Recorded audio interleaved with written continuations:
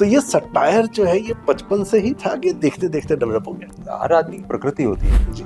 जैसे आपका एक्सप्रेशन का तरीका होता है, आप बात करते हैं मुस्कुरा के करते हैं, कई लोग बहुत गंभीर होते हैं, कुछ लोग अलग तरीके से लिखते हैं। एक किताब सर की आई है जिसका नाम है कॉर्पोरेट जंगल के हित उपदेश। हितोपदेश की कथाओं को एक मॉडर्न रूप में आज के कॉर्पोरेट को ध्यान में रखते हुए लिखा गया है। नाराज नहीं होते क्या लोग कि भाई ये क्या कर रहे हो? क्योंकि जब मैं इसको पढ़ रहा हूँ तो एक कर्मचारी इसको पढ़ के एक अलग तरह की क्रांति करने आ जाएगा। ऐसा उपदेश जो आपको सीधे हिट करे, इसलिए हिट उपदेश। एक बात समझनी चाहिए कि हिट उपदेश किसी के खिलाफ नहीं, इसलिए कोई नाराज नहीं होता। कॉर्पोरेट में शेर बड़ा है कि सियार? कि शेर हमेशा सियार से ऊपर रहता है, लेकिन जरा सावधान तो बेईमान सियारों से ईमानदार शेर कभी नहीं बन सकते। खटाक नाम क्या है? खटाक क्यों? मुझे लगा तत्काल जो ठीक भी है। होता है खटाक से करते हैं। तो स्टिल अबे इससे क्या जरूरत है कि नहीं यार ये नया आया थी तो मैं करूंगा? ये मैं हमेशा आपके साथ देखता हूँ। देखिए नवीन जी, ऐसा ना आदमी को जीना तो सीखना चाहिए। ये किताब कोई महान किताब नहीं है, क्योंकि महान चीजें लिखी नहीं जाती, हो जाती है। कोई भी चीज कभी भी महान हो इसकी गारंटी कोई देता नहीं। और आपसे बातचीत में मुझे दो ऐसे नाम मिले, एक है हरिशंकर परसाई और एक है श्रीलाल शुक्ल, और आपको दोनों के साथ काम करने का मौका मिल रहा है। बहुत ही गजब के लोग होते हैं, ऐसे लोग हम कल्पना नहीं कर सकते आज की दुनिया में। ऐसा कई बार होता है। वेद प्रकाश काम्बोज, सुरेंद्र मोहन पाठक, दो ऐसे लोग हैं। काम्बोज साहब ने मुझे एक लाइन दी, नेवर कंप्लेन, नेवर एक्सप्लेन।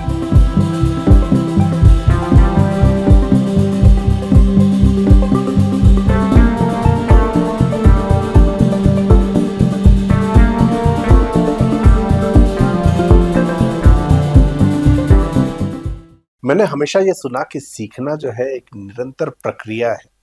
लोग ये ज्ञान देते हैं पर इसको इम्प्लीमेंट नहीं करते। लेकिन फिर मैं एक ऐसे व्यक्ति से मिला जिनको की उम्र के हर दौर में नई नई चीजें सीखते हुए देखा। उनसे जितनी बार बात की एक नया अनुभव लेके आया। वो पत्रकार हैं, लेखक हैं, व्यंग्यकार हैं, और आज के टाइम में जो भी चीजें चल रही हैं उसको भी नए तरीके से देखने की, सीखने की कोशिश निरंतर करते रहने, जबकि उनको जरूरत नहीं है। जिस तरह का उनका अनुभव है, मैं उनको पत्रकारिता का अमिताभ बच्चन कहता हूं, क्योंकि अमिताभ बच्चन जो है वो एक ऐसे कलाकार हैं जिन्होंने आज तक अपने आप को रेलेवेंट रखा है, क्योंकि वो निरंतर बदलाव करते रहे। मैं बात कर रहा हूं वरिष्ठ पत्रकार यशवंत व्यास जी की, जिन्होंने कई संस्थानों के अंदर काम किया। नई दुनिया से उन्होंने करियर शुरू किया। इसके अलावा भास्कर में अभी अमर उजाला के साथ जुड़े हुए हैं। नवज्योति के साथ उन्होंने काम किया। मीडिया को बदलते हुए उन्होंने देखा है। उन लेखकों के साथ जिनके हम सिर्फ नाम ही सुनते आए हैं, उन लेखकों का सानिध्य उनको प्राप्त हुआ है। तो आज ये सारी बातें उनके साथ हम करेंगे। यशवंत सर, आपका बहुत बहुत स्वागत है। नमस्कार नवीन जी, बहुत अच्छा लग रहा है आपके साथ बात करके। और अभी जो आपने मेरा क्या कहते हैं परिचय दिया, तो कुछ लग रहा है कि मामला गड़बड़ है। क्योंकि शुरुआत जब इस तरह से होती है तो लगता है आदमी को पिटना था। नहीं सर, ये जो सर का एक स्टाइल है ना, ये हमेशा इसको मैं सटायर का स्टाइल मानता हूँ। वो सर सर्जिकल ब्लेड होती है ना सर, वो हल्का सा चीरा लगा, आपको पता भी नहीं चलता, और फिर बाद में लगता है अरे ये क्या हुआ। तो सटायर आपका हमेशा जो है इसी तरह का रहा। मुझे एक चीज बताइए, सटायर लिखने की मैंने कोशिश बहुत लोगों को देखा करते हुए कि वो सटायर लिखना चाहते हैं, कुछ न कुछ करते हैं, और सटायर की जगह कई बार वो फुहड़पने में बदल जाता है, कई बार वो पर्सनल अटैक हो जाता है, कई बार बिलो द बेल्ट हो जाता है। लेकिन आपकी सामान्य बातचीत के अंदर भी हमेशा वो चीज आई, आपकी राइटिंग के अंदर हमेशा वो सटायर है। अगर वो उपन्यास भी है तो कहीं न कहीं कॉमरेड गोडसे मुझे याद है आपका, जब मैं उसको पढ़ रहा था तो वो गंभीर होते हुए भी पूरी तरह से एक सोशल सटायर बन गया था वो। तो ये सटायर जो है ये बचपन से ही था कि देखते देखते डेवलप हो गया? नहीं, ऐसा नहीं है। हर आदमी की प्रकृति होती है जी। जैसे आपका एक्सप्रेशन का तरीका होता है, आप बात करते हैं मुस्कुरा के करते हैं, कई लोग बहुत गंभीर होते हैं, कुछ लोग अलग तरीके से लिखते हैं। तो अज्ञे जैसे लिखते थे वैसे कभी भी हरिशंकर परसाई नहीं लिखते थे, या श्रीलाल शुक्ल जैसे लिखते थे वैसे हजारी प्रसाद द्विवेदी नहीं लिखते थे। सबका अपना स्टाइल होता है।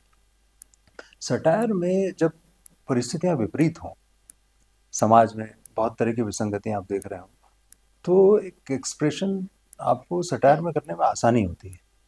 सटायर कई बार ऐसा होता है कि आप डायरेक्ट किसी का नाम नहीं लेते, लेकिन उन प्रवृत्तियों की पहचान करके प्रवृत्तियों पे प्रहार करते हैं, तो आदमी पहचान में आ जाता है। कई बार आपको लगेगा कि जैसे कॉमरेड गोडसे की आपने बात की, उसमें प्रेस क्लब को लेके एक चैप्टर है कि किस तरह से वहाँ पे वो रात को माहौल बना हुआ है, लोग क्या नहीं क्या करते हैं। तो वो जब कॉमरेड गोडसे छपा, तो कम से कम देश के 4 शहरों के प्रेस क्लब के साथी जो हैं, उन्होंने कहा ये तो यहीं की कहानी है। तो जबकि वो किसी एक क्लब की कहानी थी नहीं। इसका मतलब ये है कि प्रवृत्ति अगर आपने पकड़ी है तो वो सर्वत्र मिलती है। तो सटायर का मजा यही है कि आप उसको उस तरह से पकड़ लेते हैं। तो यही कारण है कि परसाई या श्रीधर शुक्ल आज भी रेलिवेंट इसीलिए है जी जी इतने बिल्कुल। वर्षों के जी बाद। बिल्कुल। तो पहला सबक आज का यही है कि अगर आपको सटायर लिखना है तो भैया प्रवृत्ति को पकड़ो, इमीडिएट जो चीज दिखती है ना उसके ऊपर रिएक्शन देंगे हाँ, तो वो उसी दिन खत्म हो जाएगी। घटना पे जैसे बोले आप और जी, घटना की प्रवृत्ति पे नहीं गए तो खत्म है। खत्म हो तो ये इसीलिए तात्कालिक तौर पे कई लोग उसको टिप्पणी की तरह लिख जाएगी। देते हैं। जी, आपने देखा ही होगा। जी। अब ऐसी टिप्पणियां कैसे खत्म हो जाती है, आप देखेंगे कि लालू यादव जैसे भाषण देते थे, तो बाद में उनके भाषण ही हेडलाइन बनने लगे, तो आप क्या सटायर करेंगे हम्म, हम्म, फिर? जी। आज बात करने का एक खास कारण ये है कि एक किताब सर की आई है जिसका नाम है कॉर्पोरेट जंगल के हिट उपदेश। जी। हितोपदेश नहीं, हिट उपदेश। हितोपदेश की कथाओं को एक मॉडर्न रूप में आज के कॉर्पोरेट को ध्यान में रखते हुए लिखा गया है। सर आप इतने साल कॉर्पोरेट में काम कर चुके हैं, जी जी। नाराज नहीं होते क्या लोग कि भाई ये क्या कर रहे हो? क्योंकि जब मैं इसको पढ़ रहा हूँ तो एक कर्मचारी इसको पढ़ के एक अलग तरह की क्रांति करने आ जाएगा। नहीं, बात ये नहीं। देखिए वो लोग भी एक बात समझनी चाहिए कि हेतु उपदेश किसी के खिलाफ नहीं, हम्म, इसलिए कोई नाराज नहीं होता। जी। दरअसल व्यवस्था को समझने के लिए इस किताब को पढ़ना जरूरी है। हम्म, आप किसको कैसे बरतें,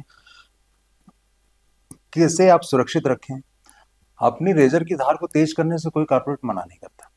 हम्म, यानी अगर आप में एक प्रतिभा है जिसके लिए आपको उठाया, मान लो मैंने आपको एक, आप बहुत अच्छा खाना बनाते हैं और आपको मैं इसीलिए लाया हूँ अपने रेस्टोरेंट में कि आप एक अच्छा खाना बनाएं, लेकिन आप 10 बजे के बाद आते हैं जब तक कि 4 ग्राहक निपट चुके हों, हम्म, या आप कहते हो आज तो मेरा अरहर की दाल बनाने का मूड ही नहीं है, या कहते हैं इन दिनों गोभी तो मैं नहीं बनाऊंगा, अधिक मास चल रहा है इसलिए पालक को मैं हाथ नहीं लगाता।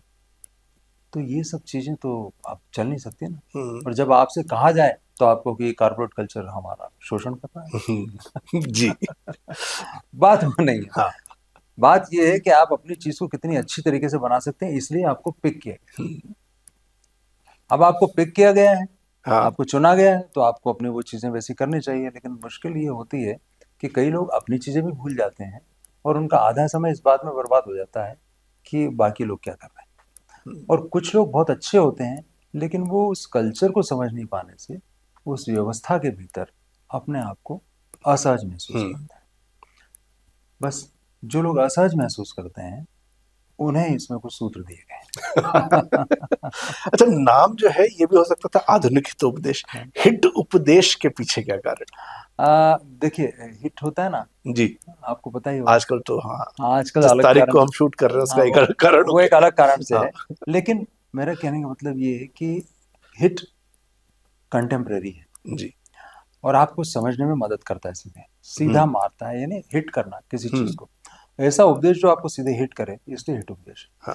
कई लोग हित उपदेश को आपके हित में दिया गया उपदेश समझते हैं, लेकिन जब तक वो आपको हिट ना करे जी। वो उपदेश किसी काम नहीं आता। काम कर एक सर इसमें लाइन है जो मैं सोच कर पढ़ते हुए इसको 2-3 बार इसके बारे में अलग अलग विचार आए। जी संस्थानों में बॉस अक्सर तब मौन रह जाते हैं जब उनके व्यापक हित में किसी कर्मचारी की बलि दी जानी हो, हम्म, भले ही वह कितना ही प्रिय क्यों न हो। हम्म, ये आपने ऊँट के उदाहरण से इस जी कहानी जी को जी जोड़ा है। जी जी। और चूंकि कॉर्पोरेट में 18-20 साल मैंने काम किया, अपर मिडिल मैनेजमेंट तक भी मैं पहुंचा, तो मैंने ये चीज तो बहुत ज्यादा देखी है होते हुए कि किस तरह से ये होता है।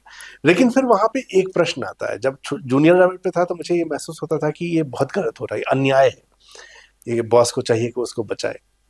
जब मैं खुद ऊपर पहुंचता हूं तो मैं देखता हूं कि दो तरह की दृष्टि है। एक संस्थान की दृष्टि से आपको लगता है कि ये हटाना पड़ेगा, और कई बार स्थिति ऐसी होती है कि या तो आप उसको बचा लीजिए, आप खुद को बचा लीजिए। बिल्कुल। और शास्त्रों ने भी कहा है कि अपना जान बचाना जो है सबसे बड़ा धर्म है। तो यहाँ पर लोग किस तरह से देखें, मतलब कौन? हाँ, अब मैं आपको बहुत बड़ी, एक जी, बड़ा खूबसूरत बात कही आपने, जी, क्योंकि आपने उसमें से एक वाक्य पकड़ा, जी। कॉन्टेक्स्ट नहीं पकड़ा, जानबूझ के। क्योंकि वो जो ऊंट था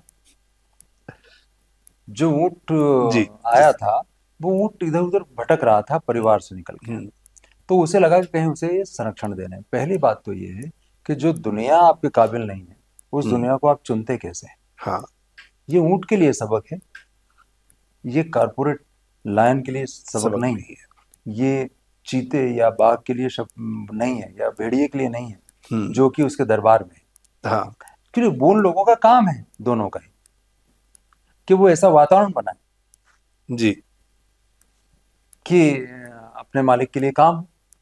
लेकिन मालिक को भी तो सर्वाइवल चाहिए होता है। क्या P&L नहीं होती? बिल्कुल। क्या बॉटम लाइन नहीं होती? क्या हम्म, एबिटा नहीं होता? और क्या आपको उससे तनख्वाह नहीं चाहिए होती? सब कुछ चाहिए होता है। तो फिर आपको काम करते वक्त किस भावुकता का इस्तेमाल करना है, ये आपको भी समझ में आना चाहिए। तो ये ऊँट के लिए सबक है। आप ये ना सोचिए कि ये रंग के तो हिट बात तो सर हमने कर दी, भाई एक उपदेश की बात। जी, ऊंट की ही एक और कहानी एक और चैप्टर में है, जी, जी। जिसमें उसकी लंबी गर्दन का जिक्र करते हाँ, हुए कहा गया है कि यदि आपको अवसर मिले तो गर्दन लंबी करने का वरदान मांगने की बजाय यह मांगो कि आपके आसपास हरी पत्तियों की कमी ही ना हो। हुँ। कॉन्टेक्स्ट में जानबूझ के नहीं बता रहा ताकि आप किताब पढ़ें, हम सारी बात बता देंगे तो आप किताब नहीं पढ़ोगे।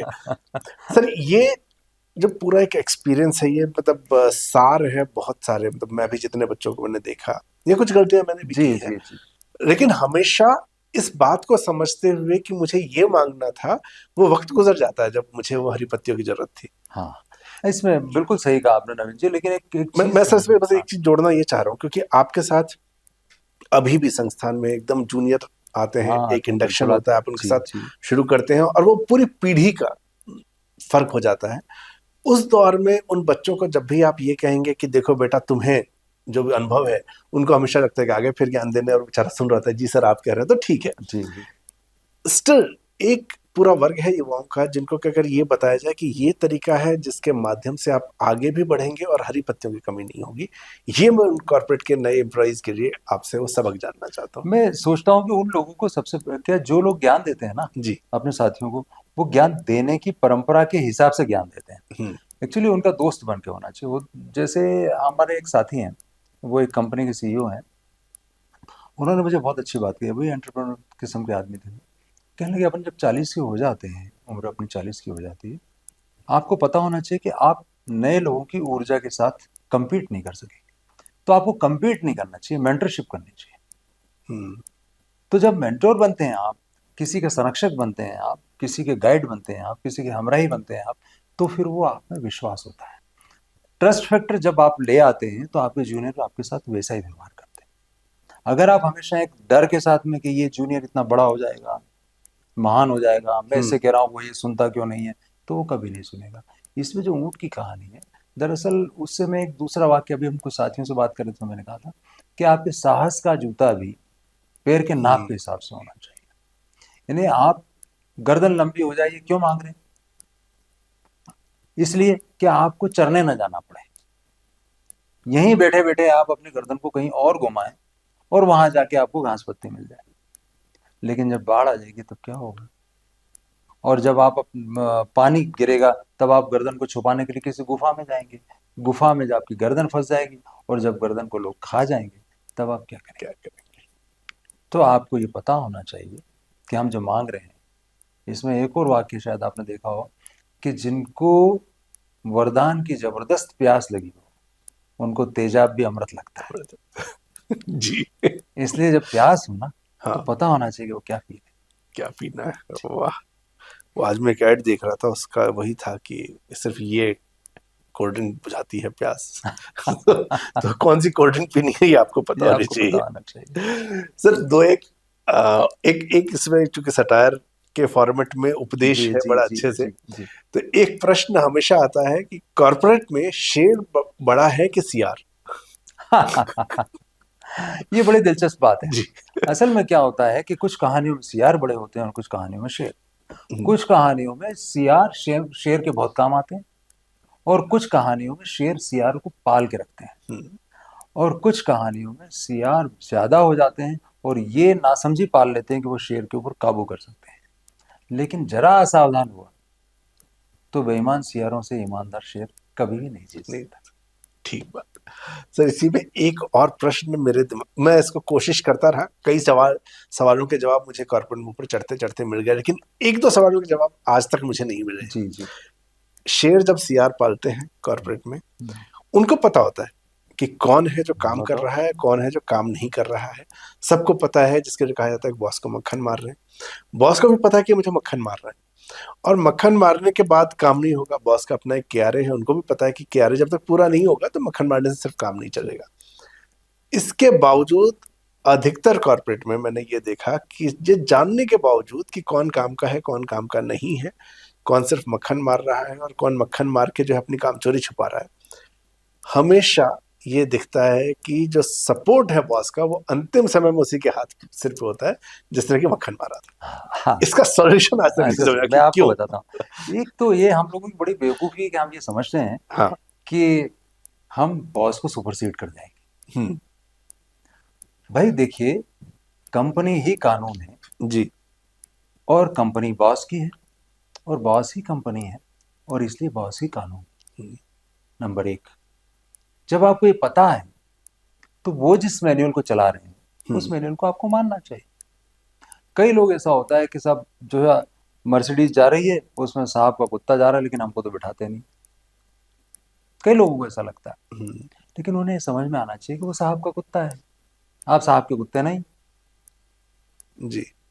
तो मक्खन लगाना प्रोसेस है एक, लेकिन उन लोगों की जिंदगी उतनी ही होती है, ये ध्यान रखिए आप। हम्म।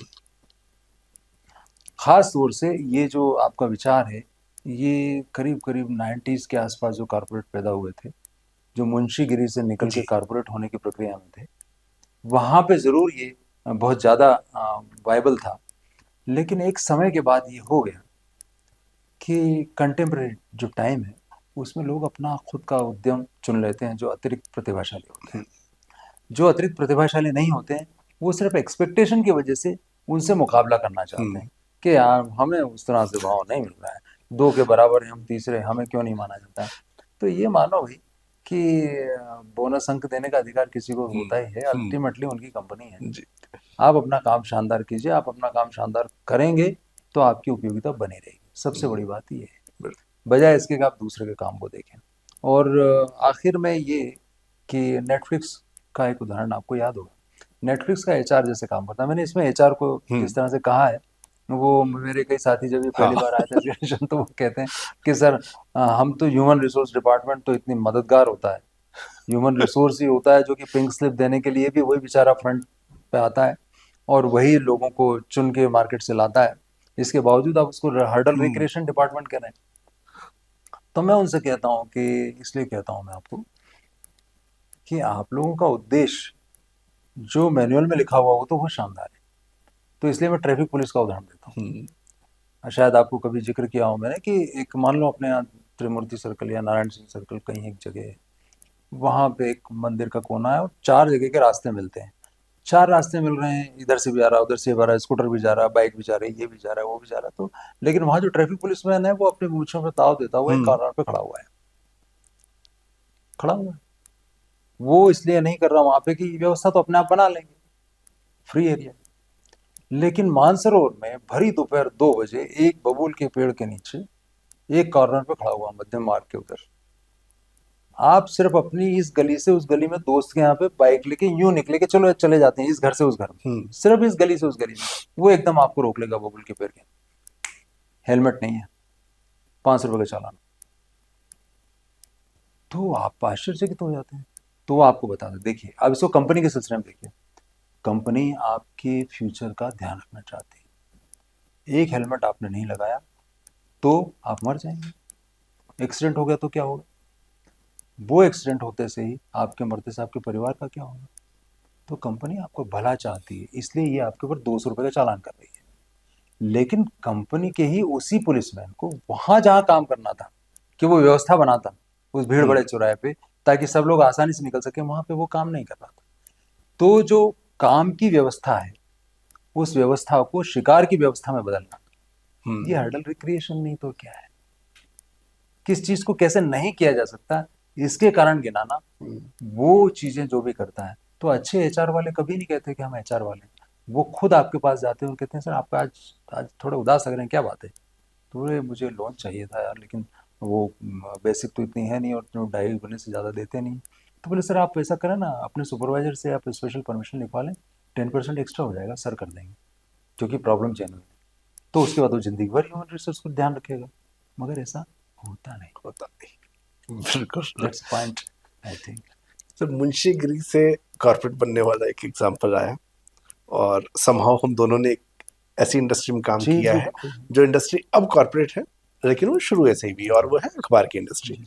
अधिकतर अखबार जो है वो किसी एक मालिक से शुरू हुए, और अब धीरे धीरे वो आईपीओ भी जा हाँ चुके हैं, अब सभी सब जगह। कॉर्पोरेट बन चुके हैं।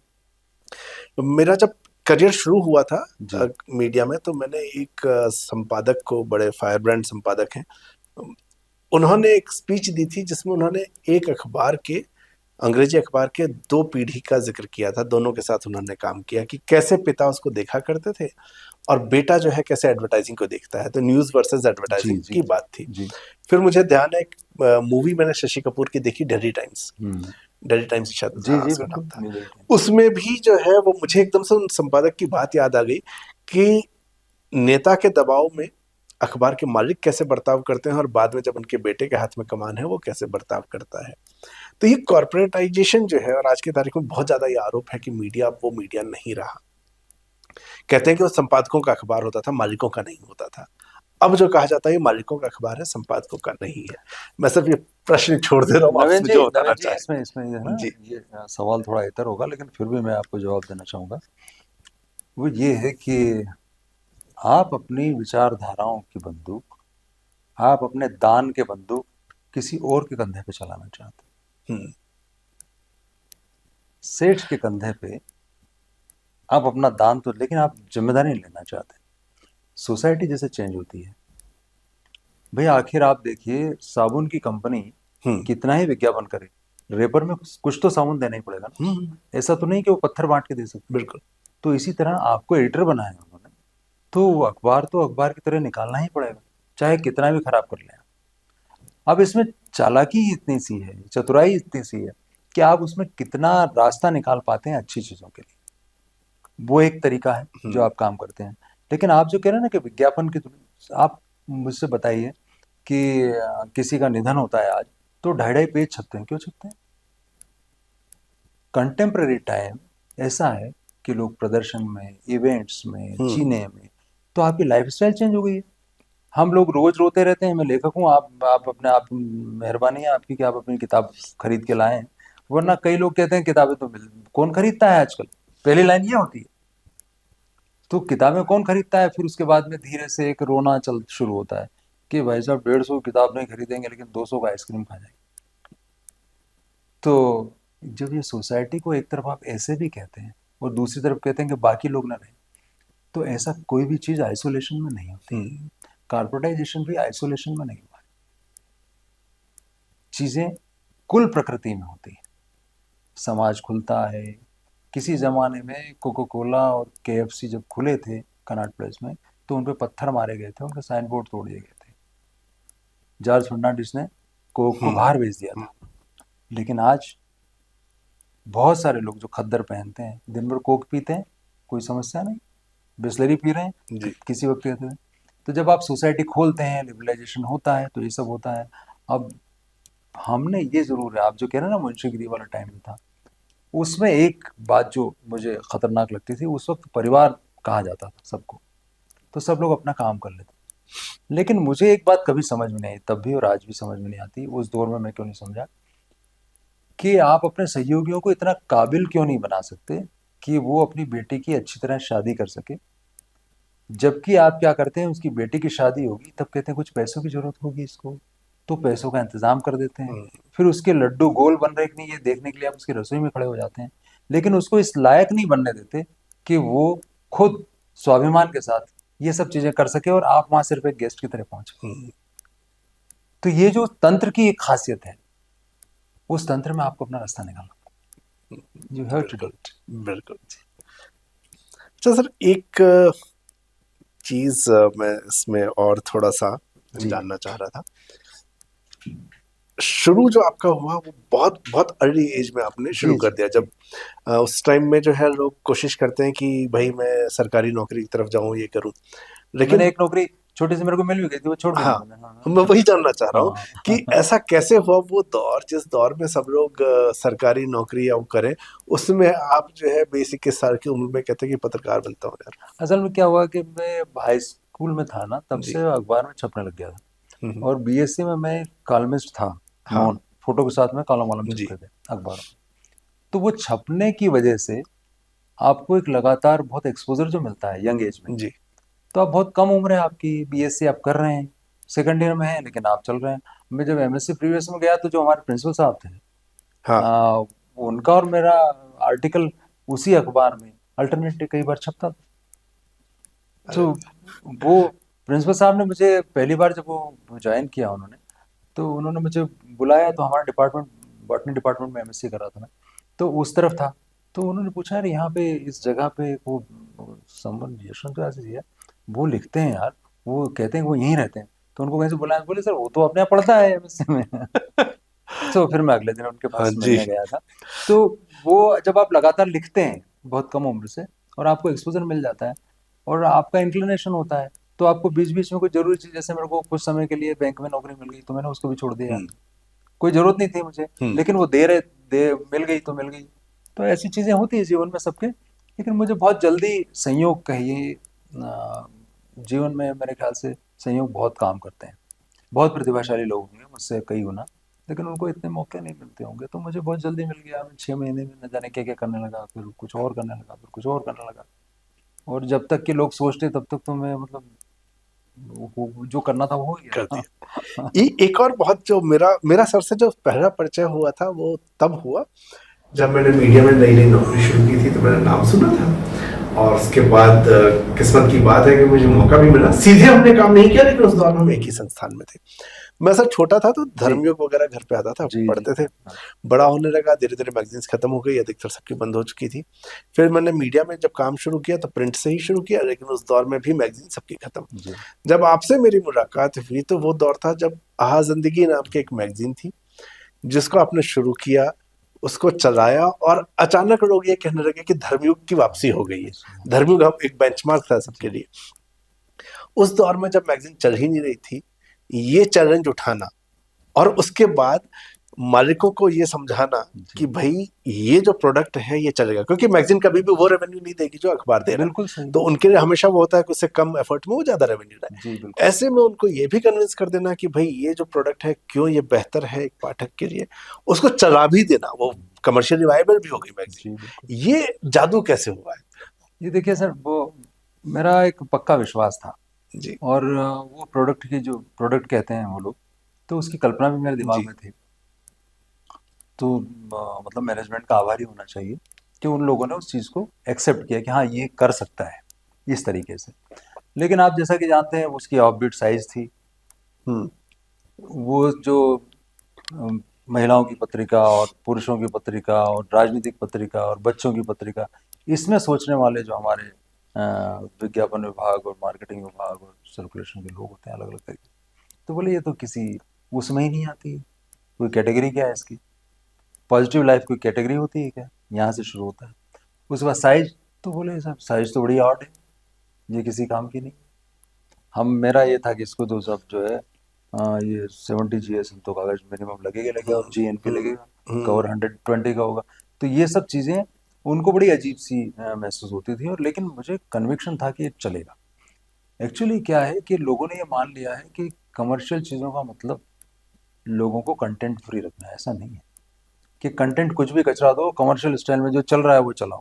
संतोषी माता की कथा चल रही तो संतोषी माता की कथा देने दो, सत्यनारायण भगवान कथा चल रही तो वो चलने दो। अरे बोले यार आजकल तो दूसरे भगवान चल रहे हैं, तो खाटू श्याम जी को वो आजकल ज्यादा लोग जाने लगे हैं, तो लोग खाटू श्याम जी शुरू हो जाते हैं।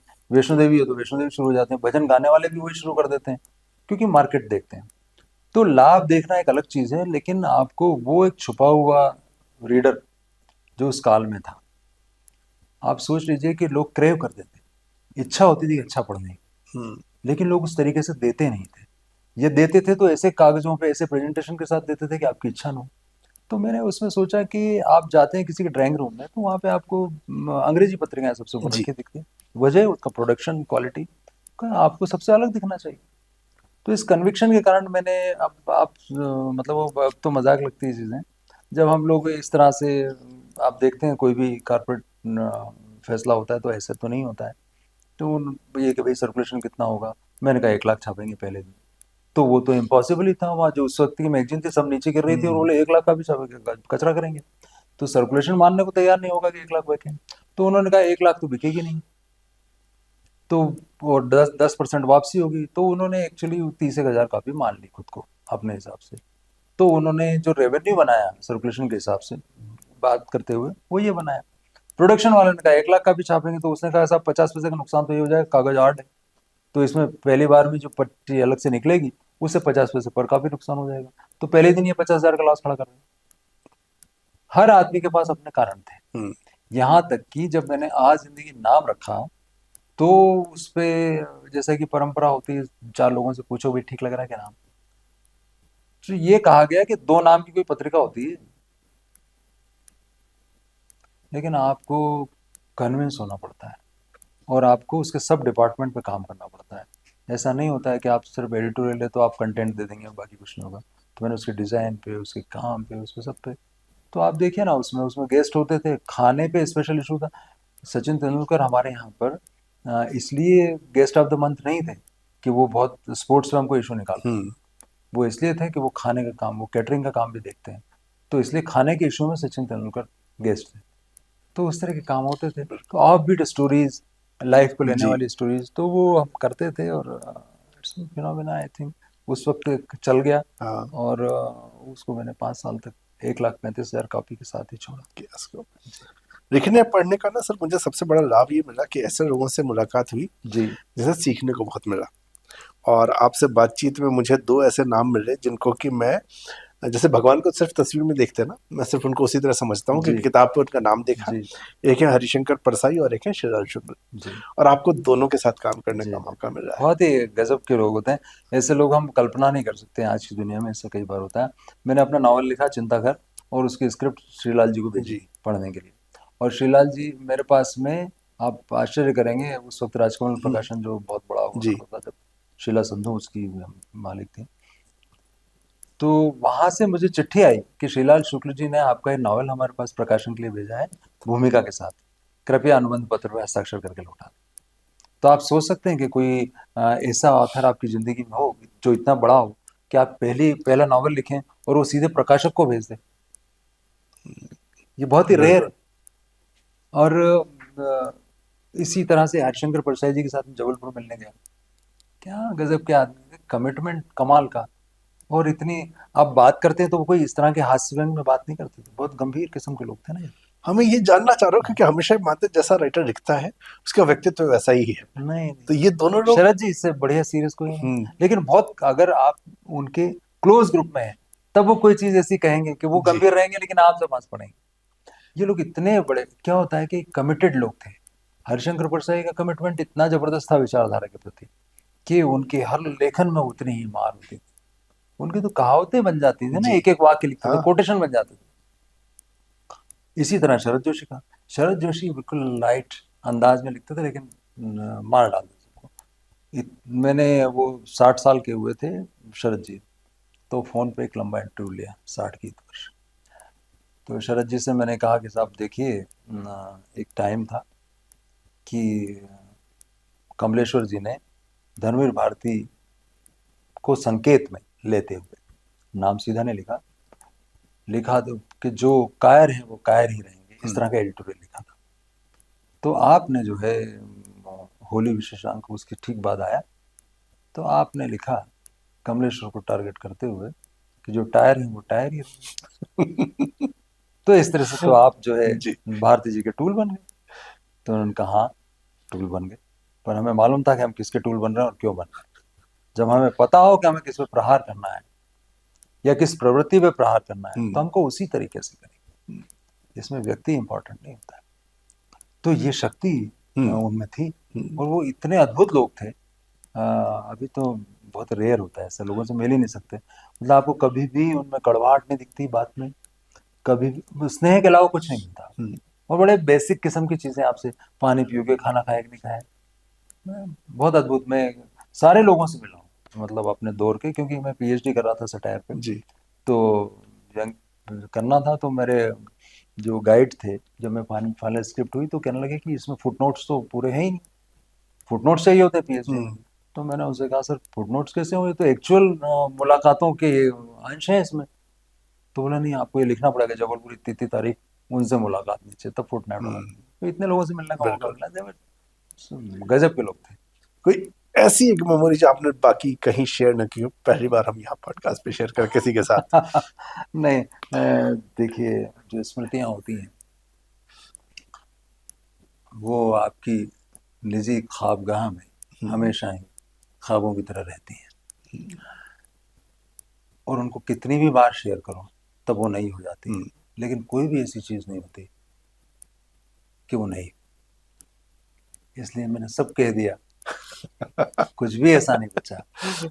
वो तो आपके पूछने पे कि आप उस अलमारी में क्या टटोलते हैं, और वापस वही किताब आपके हाथ में आ जाती तो ये जो पूछते हुए बिना पूछे चीजें जानना, हाल ही में आपने एक और ऐसा काम किया, और उसका नाम है बेगमपुर से है। हाँ दरियागंज। हाँ, जी। जिन लोगों को पल्प फिक्शन का शौक है, वो पल्प फिक्शन कैसे बना, कैसे वो राइटर्स थे, क्या करते हैं, आप जानना चाहते हैं, पेंगुइन से किताब आई है सर की, बेगमपुर से दरियागंज तक। और ये नाम जो है वो इसलिए है क्योंकि ये नाम प्रकाशन पल्प फिक्शन का कहाँ से शुरू हुआ और कहाँ तक पहुंचा, ये उस नाम को उस आधार पे लिखा गया है।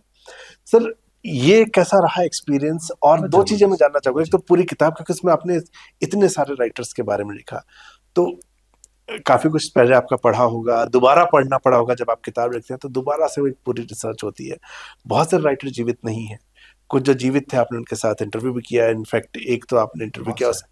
और मुझे लगता है कि वो आपके इंटरव्यू के लिए ही रुके हुए हाँ थे। हाँ जी, कई ऐसा भी लोग। हुआ। तो ये पूरा का पूरा एक्सपीरियंस कैसा रहा? और पर्सनली एक वो लेखक इन सब में जिनको कि आप कहेंगे कि यार इनको मैं हमेशा पढ़ूंगा? देखिए सर, हमेशा पढ़ूंगा मैं। अ, वेद प्रकाश काम्बोज, सुरेंद्र मोहन पाठक, जी। दो ऐसे लोग हैं। लेकिन वो आदमी के तौर पे बहुत अच्छे लोग थे, काम्बोज साहब भी।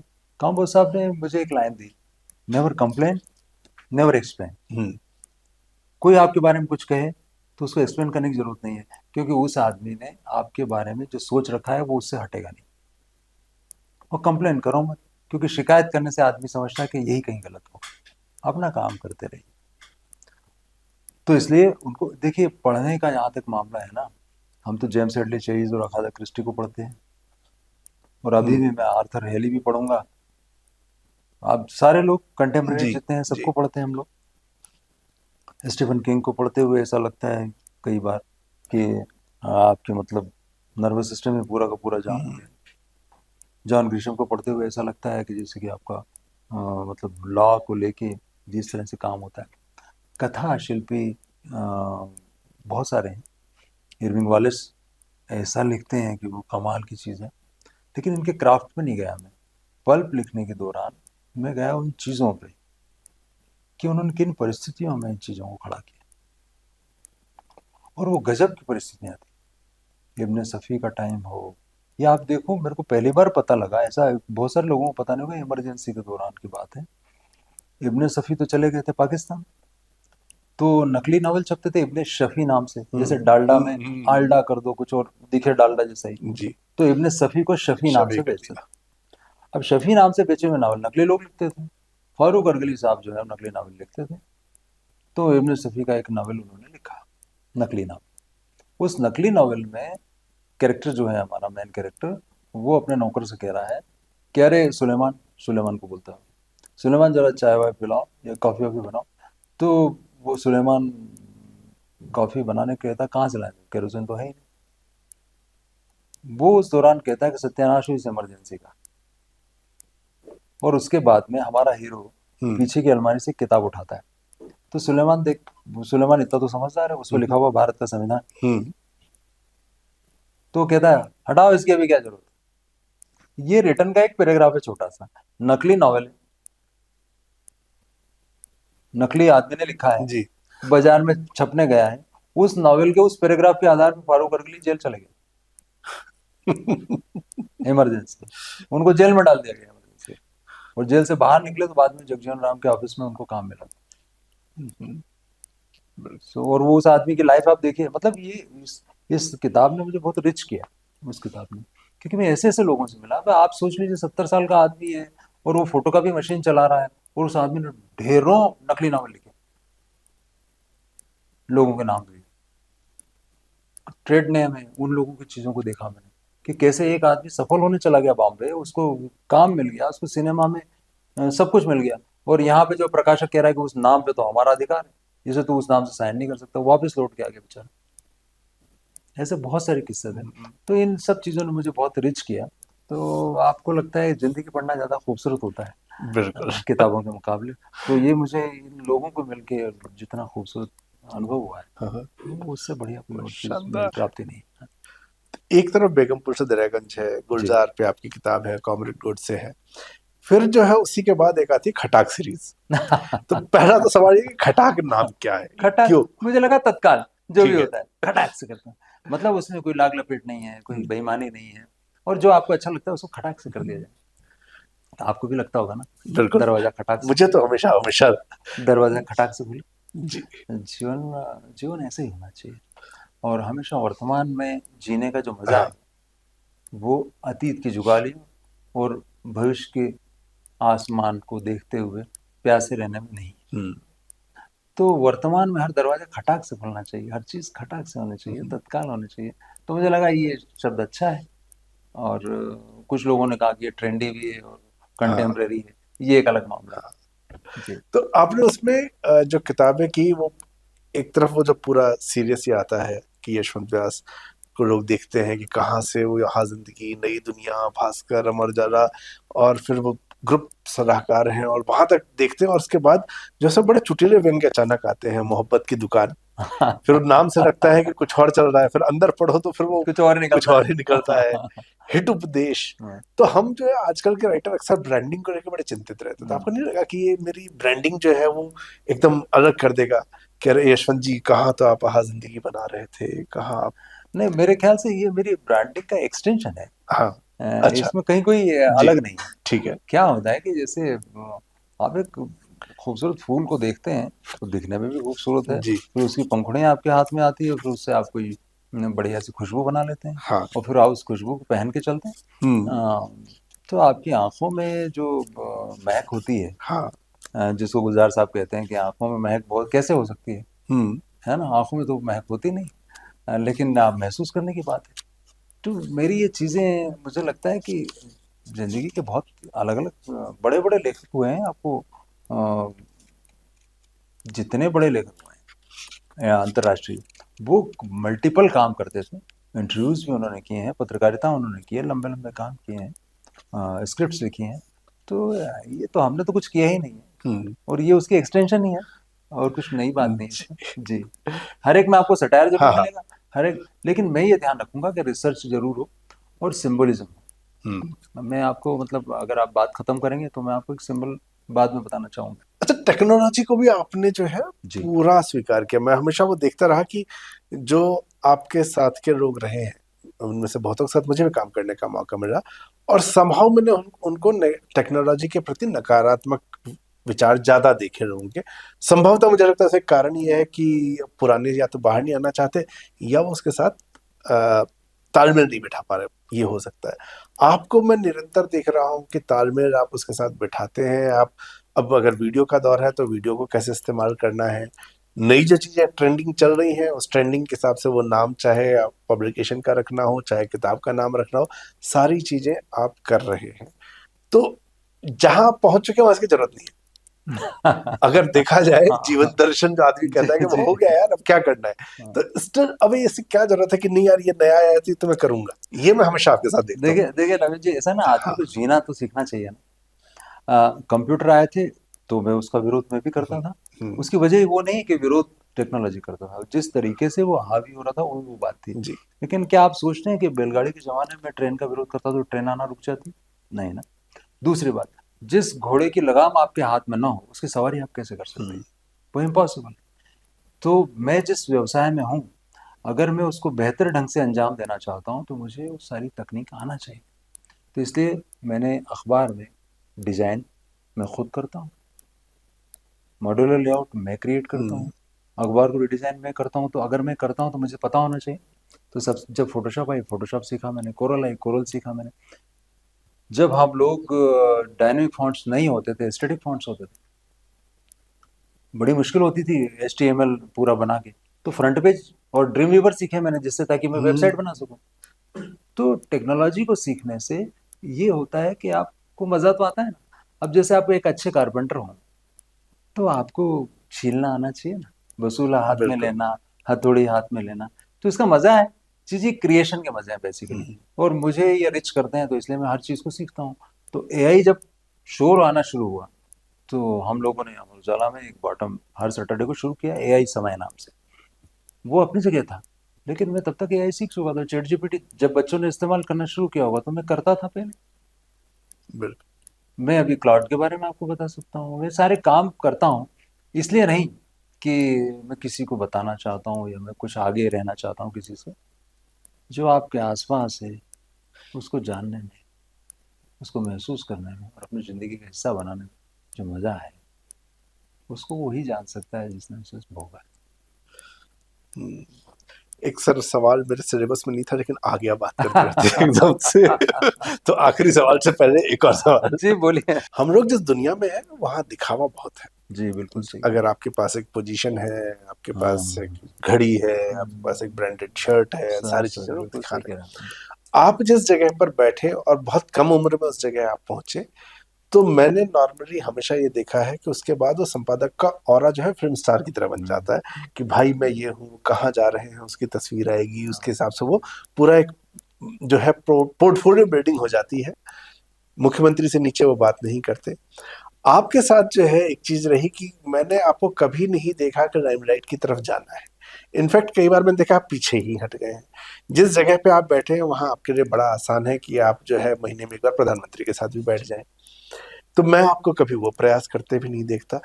इतना ज्यादा जो है वो कैसे, मतलब ये बुद्धत्व सब कैसे प्राप्त हुआ है, ये मुझे बताइए, या क्योंकि मेरे को नहीं हो पा रहा है, नहीं, मुझे तो मुझे लगता लगता है कि है। हो सकता है मैं उसके लायक ना हो या मेरी सामर्थ्य ना हो। नंबर तो एक तो ये। सामर्थ्य के बिना वहां होते नहीं, वो सामर्थ्य आपके पास तो है उसके। मुझे मतलब मुझे इसमें मजा ही नहीं आता। जी, आपने देखो, मैं मुख्यमंत्रियों से कभी नहीं मिला, लोग जी। मेरा चेहरा भी नहीं जानते होंगे, नाम थोड़े बहुत लोग जानते हो। तो कभी पार्लियामेंट के सेंट्रल हॉल में नहीं गया हूँ। वो बड़े लोगों की जगह है और मुझे उसमें कोई खास रस नहीं है। हुँ, और मुझसे जो होता है, जितनी मेरी समझ होता है मैं कर लेता हूँ। तो मुझे इसमें कोई मजा नहीं आता कि कोई आदमी मेरी कार का दरवाजा खोले। ना मुझे इसमें मजा आता है कि कोई ये पूछे कि ये वाली वाइन ऐसे घुमा के पी जाती है कि नहीं पी जाती है। हुँ, अ, या ये कि ये शर्ट कौन सी ब्रांड का है। उसकी वजह है सर कि हम जब शुरुआत में ट्रेनी थे तो जो तनख्वाह मिलती होगी आप समझ सकते हैं, जब बीजेएमसी जैसी कोई जी, जी, चीज़ें भी जी। नहीं होती थी।